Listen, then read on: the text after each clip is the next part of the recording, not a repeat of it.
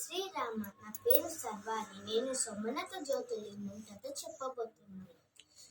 గుజరాత్లో ప్రభాస క్షేత్రం దగ్గర సోమనాథ జ్యోతిర్లింగం ఉంది. దక్ష ప్రజాపతి బ్రహ్మ మానస పుత్రుడు. అతను మహాశక్తి సంపన్నుడు. అతనికి 60 మంది సంతానం. వాళ్ళల్లో మొదటి 25 మంది నక్షత్రాలు. వాళ్ళొక రోజు ఉద్యానవనంలో చూసిన చంద్రుని ఇష్టపడ్డారు. తండ్రి దగ్గరికి వెళ్ళి నాన్న మా చంద్రునికి పెళ్లి చేయవా అని అడుగుతారు. దక్షుడు అందరికీ ఒకే భర్త అయితే గొడవలు మొదలవుతాయి, వద్దు అని చెప్తారు. మేమందరూ ఐకమత్యంలో ఉంటాము తండ్రి అని అడుగుతారు. సరే అని చంద్రుని పిలిపించి నీకు నా పిల్లనిచ్చి పెళ్లి చేస్తాను కానీ ఒక షరతు, అందరినీ ఒకేలాగా చూడాలి, ఒకరిని ఎక్కువ ప్రేమతో ఒకరిని తక్కువ ప్రేమతో చూడకూడదు అని మాట్లాడాలంటారు. సరే అని చంద్రుడు మాటిస్తారు. మంచి ముహూర్తం చూసి పెళ్లి చేస్తారు. కొన్ని రోజులు అయ్యాక రోహిణి అంటేనే ఎక్కువ ఇష్టపడతారు. రోహిణి అంటేనే తిరుగుతూ ఉండేవారు.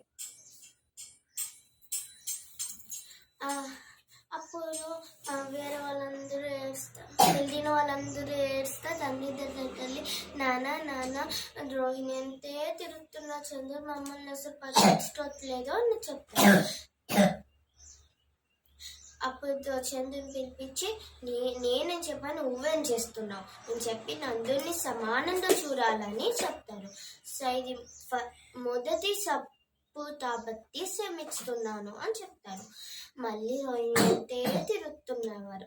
మళ్ళీ ఏడ్స్గా తండ్రి దగ్గర నాన్న మీరెంత చెప్పిన చంద్రుడు రోహిణి అంటేనే ఎక్కువ ఇష్టపడుతున్నారు అని చెప్తారు. అప్పుడు చంద్రుని పిలిపించి నీ క్షయరోగం రావుదట అని చెప్తారు.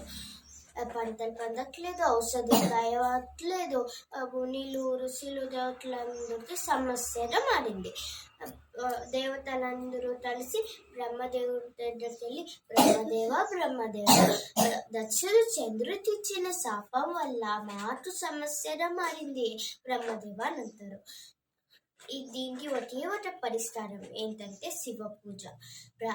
గుజరాత్లో ప్రభాస క్షేత్రం దగ్గర మృత్యుంజయ మంత్రం చెప్పించి శివలింగంతో ఇసుకతో శివలింగం చేసి 6 నెలల పాటు తపస్సు చేయాలని చెప్తారు. దేవతలందరూ కలిసి చంద్రుని తీసుకొని వెళ్ళి ప్రభాస క్షేత్రం దగ్గర వదిలిపెడతారు. చంద్రుడు ఇసుకతో శివలింగం చేసి మృత్యుంజయ మంత్రం చెప్పించి 6 నెలల పాటు తపస్సు చేస్తారు. అప్పుడు శివుడు ప్రత్యక్షమై నీకు ఏ వరం కావాలి చంద్ర అని అడుగుతారు. నాకు ఈ క్షయరోగాన్ని తగ్గించండి స్వామి అని అడుగుతారు.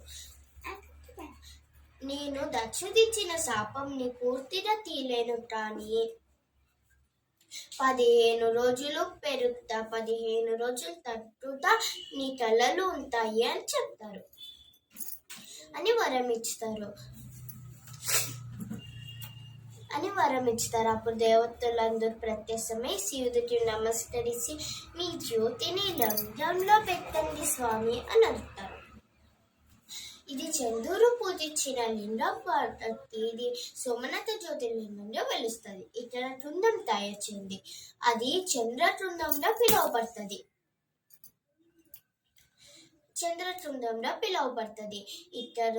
ఇక్కడ ఎవరైనా స్నానం చేసి నన్ను పూజిస్తారో వాళ్ళు సకల ఆరోగ్యాలు పొందుతారు. ఈ విలంలో సోమనాథ జ్యోతిర్లింగం వెలిసింది. జై శ్రీరామ.